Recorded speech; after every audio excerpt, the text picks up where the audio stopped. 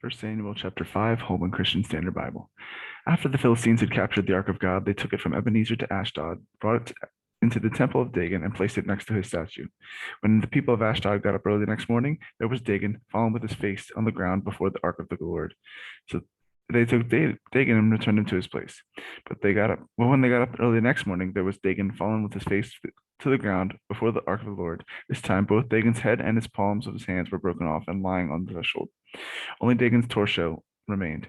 That is why, to this day, the priests of Dagon and everyone who enters the temple of Dagon in Ashdod do not step on Dagon's threshold.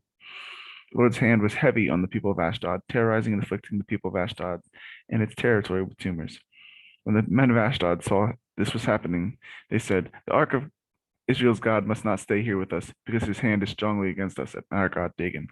So they called all the Philistine rulers together and asked, "What should we do with the ark of Israel's God?"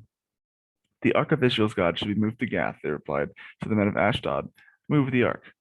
After they moved it, the Lord's hand was against the city of Gath, causing a great panic. He afflicted the men of the city, from the youngest to the oldest, with an outbreak of tumors. The Gittites then sent the ark of God to Ekron, but when it got there, the Ekronites cried out, "They moved the ark of Israel's God to kill us and our people." The Ekronites called out all the Philistine rulers together. They said, "Send the ark of Israel's God away. It must return to its place so it won't kill us and our people." For the fear of death pervaded the city. God's hand was oppressing them. The men who did not die were afflicted with tumors, and the outcry of their city went up to heaven.